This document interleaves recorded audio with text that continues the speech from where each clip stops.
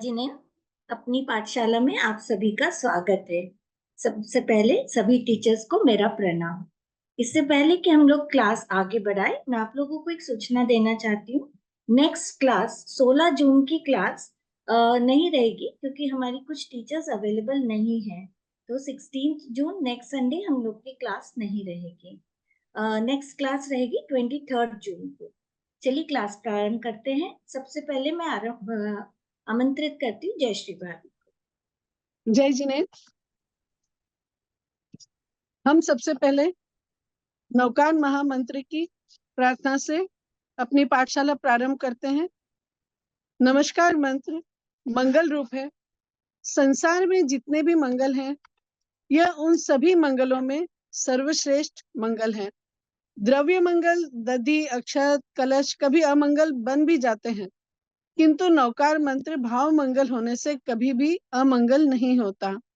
भाव मंगल ज्ञान, दर्शन, चारित्र आदि के रूप में अनेक प्रकार से हमारे बीच होता है। अब आप सब ने हाथ जोड़े, हम नमस्कार मंत्र प्रारंभ करें। नमो अरिहंताणं, नमो सिद्धाणं, नमो आयर्याणं, नमो उवज्झायाणं, नमो लोये सवसाहुणं।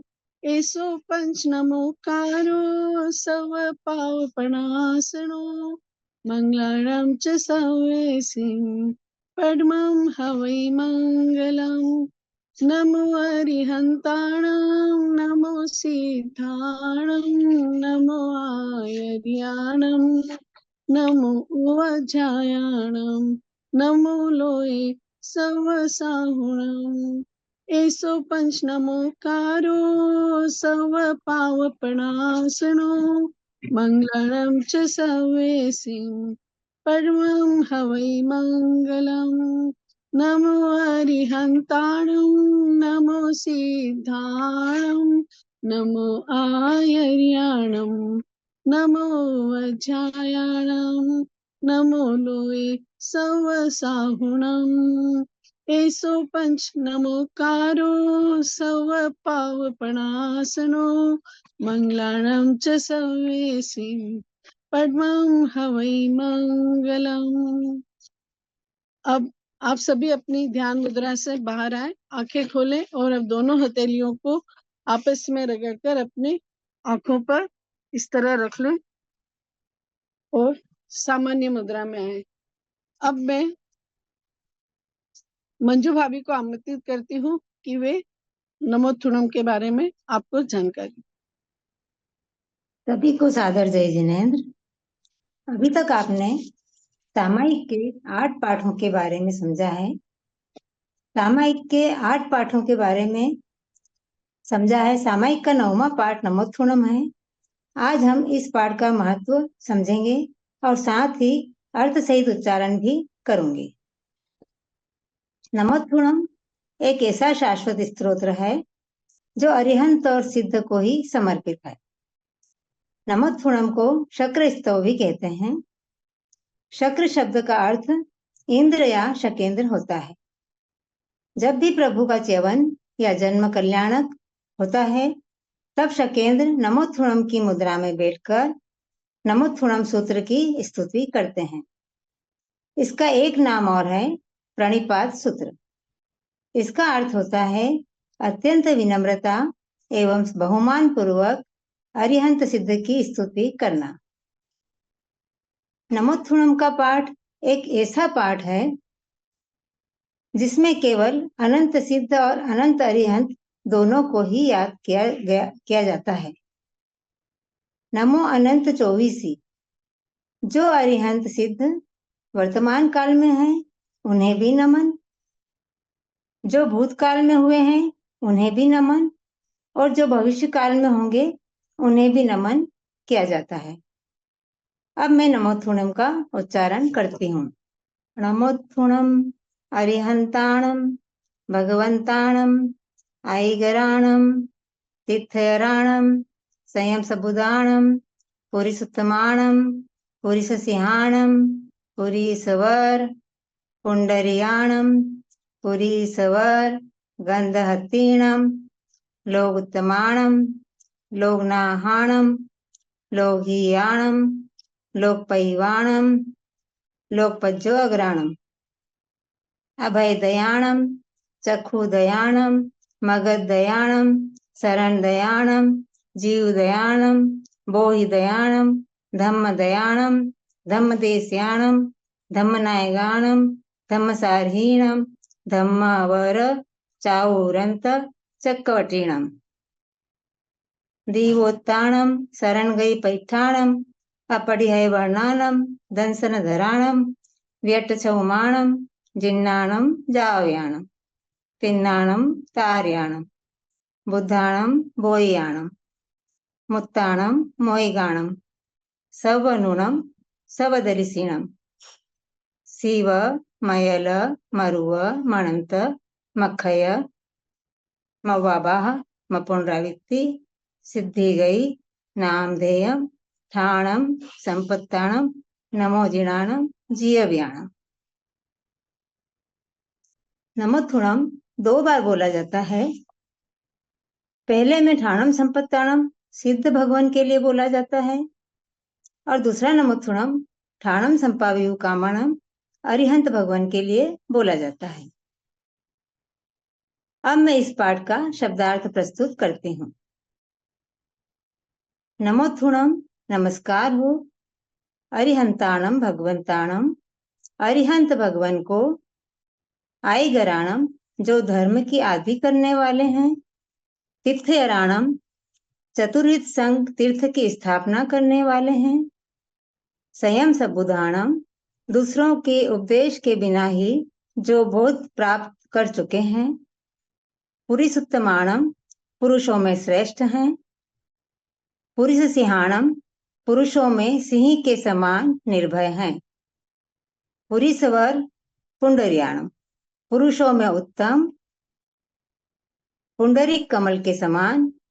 जिस प्रकार कमल पानी व कीचड़ में रहकर भी अपनी उसकी खुशबू अनुपम होती है, उसी प्रकार तीर्थंकर भगवान संसार रूपी मोह माया से अलिप्त रहते हैं।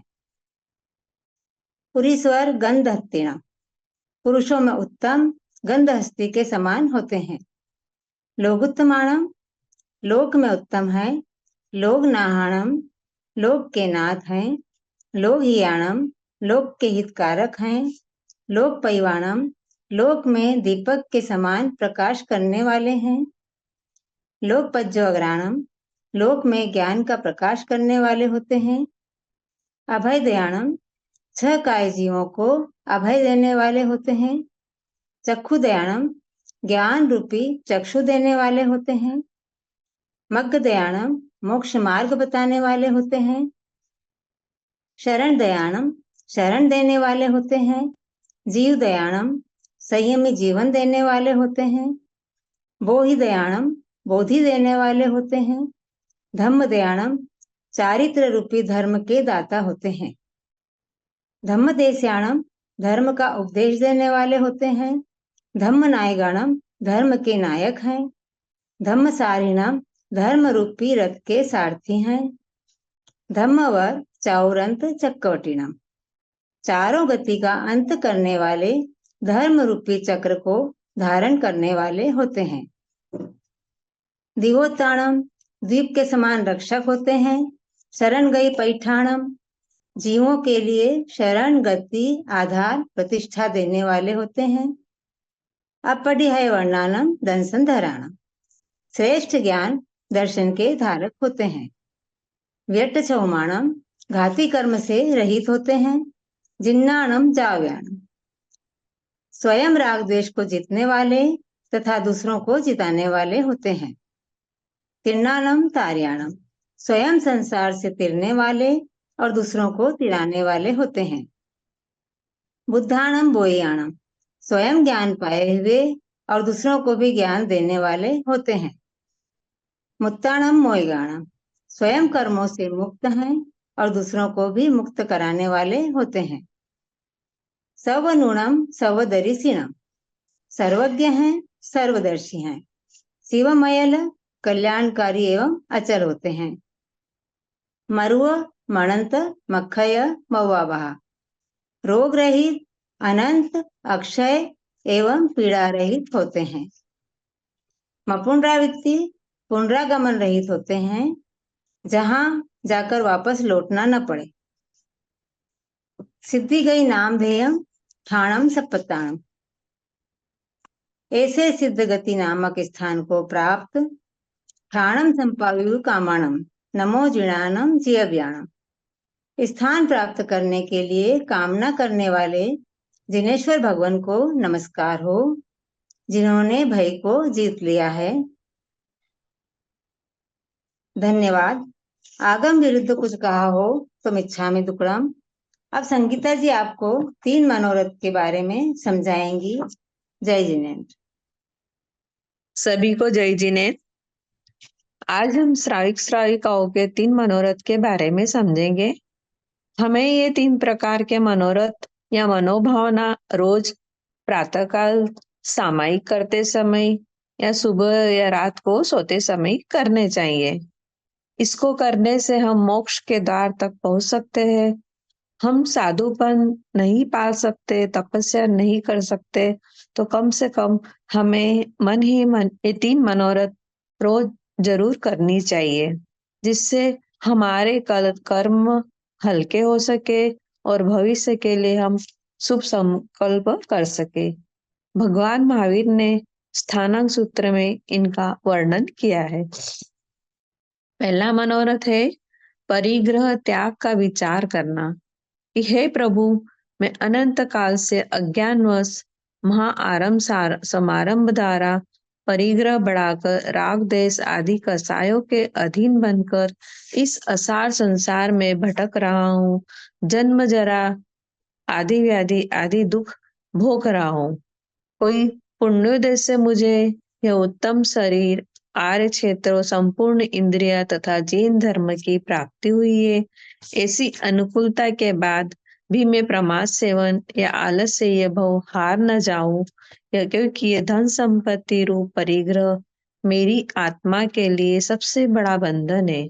इसलिए हे प्रभु, मुझे ऐसी सन्मति प्रदान करे कि मैं 12 व्रतों को धारण कर सकूं, अपनी इच्छाओं और आवश्यकताओं को कम करूं और इस धन संपत्ति का सच्चा उपयोग जनहित के लिए अर्पण कर दूं। अल्प अधिक या सभी परिग्रह का त्याग कर इस जन्म में इस शरीर से मैं श्रावकपना प्राप्त करूं। यह घड़ी मेरे लिए मूल्यवान व महाकल्याणकारी बन जाएगी, क्योंकि मनुष्य के साथ धन संपत्ति नहीं बल्कि धर्म का खजाना साथ में जाता है। इसलिए हमें ज्ञान, दर्शन, चारित्र और तप का संग्रह करने का प्रयास करना चाहिए। दूसरा है श्रावक का दूसरा मनोरथ है चारित्र या संयम ग्रहण करने का विचार करना। दूसरे मनोरथ में श्रावक श्राविका इस प्रकार मन में धारे कि हे दया सिंधु, मेरे लिए वह दिन धन्य होगा जब मैं संसार की मोह माया और विषय वासना को त्याग करके साधु जीवन को स्वीकार करूंगा। अहिंसा आदि 5 महाव्रतों को धारण कर तथा परिग्रह उपसर्ग को समभाव से सहन करूं। जिस दिन मुनिपद की मैं ऊंची भूमिका में विचरण करूंगा, वही दिन मेरे लिए परम कल्याणकारी होगा। श्रावक का तीसरा मनोरथ है समाधि में मृत्यु प्राप्ति का विचार करना। श्रावक श्राविका तीसरी भावना इस प्रकार भाई कि हे देवादिदेव, मेरे अंत समय में मृत्यु के अवसर पर सभी पापों की आलोचना निंदा कर निशल्य होकर जगत के सभी जीवों से क्षमापना करूं, सर्व पाप क्रियाओं का त्याग करूं तथा शुद्ध भाव में समता युक्त बनकर ममता, माया, मूर्छा भाव का त्याग करके जीवन मृत्यु के विषय में इच्छा रहित बनकर समाधि मरण को प्राप्त करूं। हे प्रभु, ऐसा मरण इस शरीर से इस भव में ही प्राप्त हो, वह घड़ी वह मृत्यु मेरे लिए धन्य बन जाएगी। इस प्रकार श्रावक के ये 3 मनोरथ की भावना हमें रोज करनी चाहिए। धन्यवाद। आगे आपको जयश्री जी अधोलोक की रचना के बारे में बताएंगे। जय जिनेन्द्र। आज का विषय है अधोलोक। लोक का स्वरूप कैसा होता है यह हमने पिछली पाठशाला में समझा। अब हम आज अधोलोक की रचना कैसी है, यहाँ कौन रहते हैं तथा यहाँ की कार्य प्रणाली के बारे में चर्चा करेंगे। अधोलोक 7 नरकों से मिलकर बना है। 7वें नरक के नीचे निगोद का स्थान है, जहाँ अनादिकाल से एकेंद्रीय जीव की अवस्था में निगोद रहते हैं। यह एक श्वास ले इतने समय में इनका 18 बार जन्म और मरण हो जाता है। हम और आप सभी वहीं से आकर त्रस पर्याय को प्राप्त करके मनुष्य रूप तक आए हैं। फिर आती है 7वीं नरक, जिसका नाम ही महातम प्रभा है। जैसा नाम है वैसी ही इसकी अवस्था है। यहाँ घोर अंधेरा होता है। इस नरक में मृत्यु के बाद स्त्रियां नहीं आती। पहले हम नरक के नाम जान लेते हैं। हम नीचे की नरक से शुरुआत करेंगे, 7वीं नरक से। निगोद के स्थान के बाद 7वीं नरक महातम प्रभा होती है, जिसकी गोत्र है माघवती। 6ठी नरक है तमा प्रभा, जिसका गोत्र है मघा। 5वीं नरक है धूम प्रभा, जिसकी गोत्र है रिट्ठा। 4थी नरक है पंक प्रभा, जिसकी गोत्र है अंजना। 3री है वालुका प्रभा, जिसकी गोत्र है शिला। 2री शर्करा प्रभा, जिसकी गोत्र है वंसा। और पहली नरक है रत्न प्रभा, जिसकी गोत्र है मघा। जैसे एक बिल्डिंग में हर मंजिल के बीच में एक पत्थर की दीवार या छत होती है, जिन्हें हम प्रतर या पाथड़ा भी कह सकते हैं, जो नरकों के बीच में होता है। एक नरक से दूसरी नरक के बीच में एक पाथड़ा होता है। ये 3000 योजन चौड़े और कई योजन लंबे नरक होते हैं। ये इसमें अर्धचंद्राकार होते हैं, गोलाई लिए हुए होते हैं। ये 3000 में से 1000 योजन ऊपर और 1000 योजन नीचे नारकियों के आवास छोड़कर नारकियों के आवास होते हैं। 1000 योजन ऊपर कुछ नहीं होता, 1000 योजन नीचे कुछ नहीं होता। बीच में नारकियों के आवास होते हैं, जहाँ नरक के जीव रहते हैं। इन 7 नरकों की भूमि में भी विभिन्नता है। पहली नरक है रत्न प्रभा। इसके काले वर्ण के भयानक रत्नों से ये भरी हुई है। दूसरी है शर्करा प्रभा। भाले बर्छी जैसे इसमें कंकड़ पत्थर भरे हुए हैं, जिसपे नरक के जीव रहते हैं। तीसरी है बालुका प्रभा। यहाँ पे भड़भुंजे जैसी बालू से भी अधिक गर्म बालू रेती भरी हुई है। चौथी है पंख प्रभा। यहाँ भूमि पर चारों ओर खून और मांस के कीचड़ और लोथड़ों से भरा हुआ है। 5वीं है धूम प्रभा। इसमें राई मिर्ची से भी अधिक तीखा धुआं भरा हुआ है। 6ठी और 7वीं है तम प्रभा और महातम प्रभा। यहाँ पे गहरे काले अंधकार से पूरा वातावरण व्याप्त है। अब हम जानते हैं कि यहाँ जन्म के क्या विधि विधान है। नरकों की दीवारों में बिल होते हैं। जिनका जन्म होना होता है वह पहले अशुभ यानी गंदी चीजों का आहार करते हैं, जिससे इनका वेक्रिय शरीर बनता है। वेक्रिय शरीर वह होता है जो स्थायी आकार का नहीं होता, परिवर्तनशील होता है, और जो चाहे वो आकार में बन जाता है। फिर इंद्रिया बनती है, फिर मन, फिर भाषा की बनावट होती है। जब ये पूर्ण हो जाता है तब वह बिल में बनी कुंभियों में नीचे सिर और ऊपर पैर करके गिरते हैं। वहां जब ये संपूर्ण हो जाते हैं तो कुंभियों के भीतर इनका शरीर फूलकर फंस जाता है। तब परमाधामी देव चिमटे से टुकड़े टुकड़े करके इन्हें निकाल लेते हैं। वेक्रिय शरीर होने के कारण ये मरते नहीं है, किंतु इन्हें घोर वेदना होती है। इस घोर वेदना के साथ इनका जन्म होता है। इनका शरीर बाहर आकर फिर से जुड़ जाता है। नरक तो वेदना और सजा के लिए ही जाना जाता है। ये वेदना देने का कार्य कौन करते हैं? ये होते हैं परमाधामी देव। ये 15 प्रकार के होते हैं और ये अनेक प्रकार से नरकवासियों को वेदना देने का कार्य करते हैं। जैसे चीर फाड़ देते हैं, शस्त्रों से छेदन भेदन करना, कढ़ाई में तलना, उठा उठा कर पटकना, तोड़ना, मरोड़ना, शालमली वृक्ष के पत्तों से घायल करना। शालमली वृक्ष नरक का एकमात्र वृक्ष है जो स्थावर काय का बना होता है और एकेंद्रीय होता है। इसके पत्ते तलवार जैसे तीखे होते हैं। इन्हीं पत्तों से इन्हें नरक के जीवों को घायल किया जाता है। ये सब वेदना देखकर परमाधामी देव बड़े प्रसन्न होते हैं। ये देव तीसरे नरक तक ही जाते हैं।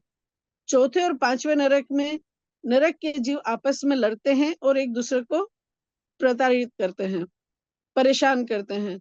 छठे और सातवीं नरक में गोबर के कीड़े जैसे नारकी जीव बनते हैं। ये एक दूसरे को छेद देते हैं और छेद कर पीड़ा देते हैं, एक दूसरे के अंदर जाकर उसे फाड़ देते हैं।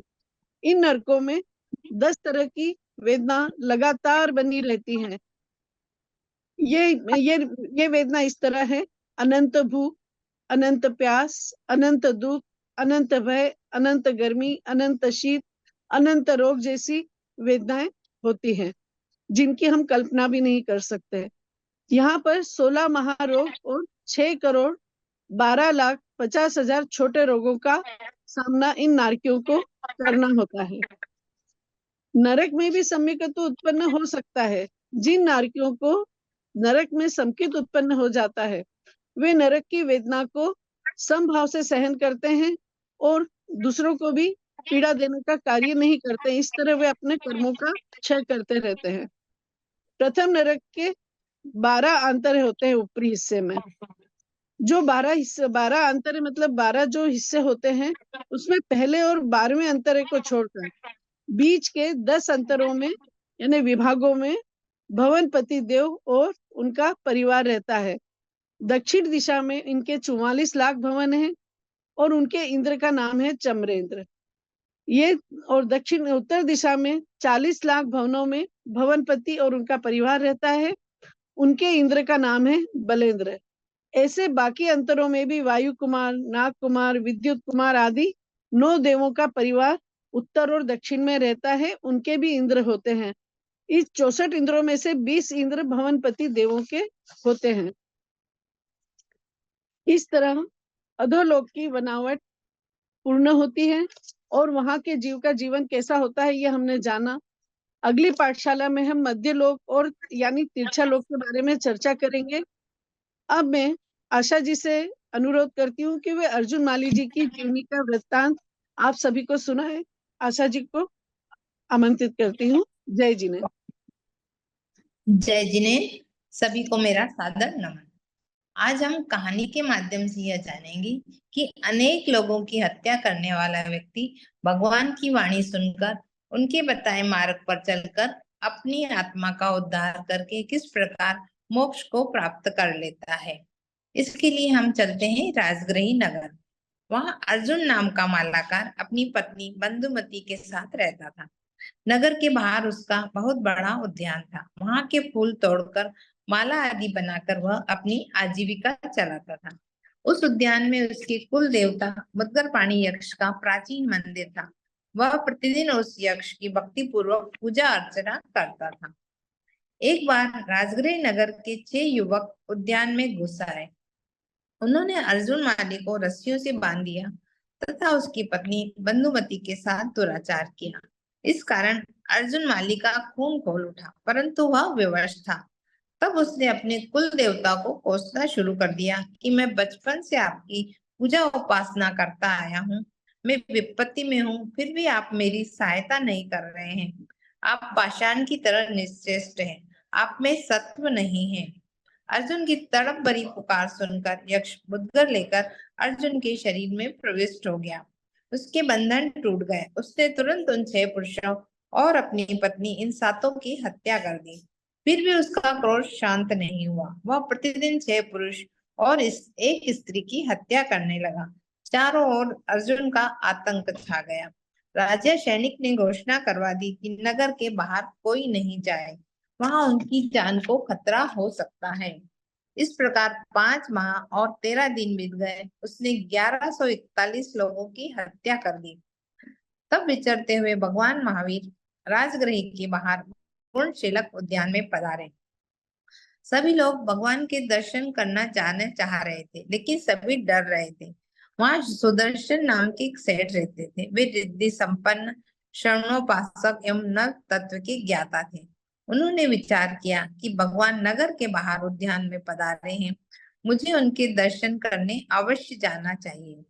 उन्होंने अपने माता पिता से जाने की बात कही तो उन्होंने मना कर दिया, लेकिन सुदर्शन सेठ नहीं माने। उनकी दृढ़ता देख माता पिता ने जाने की आज्ञा दे दी।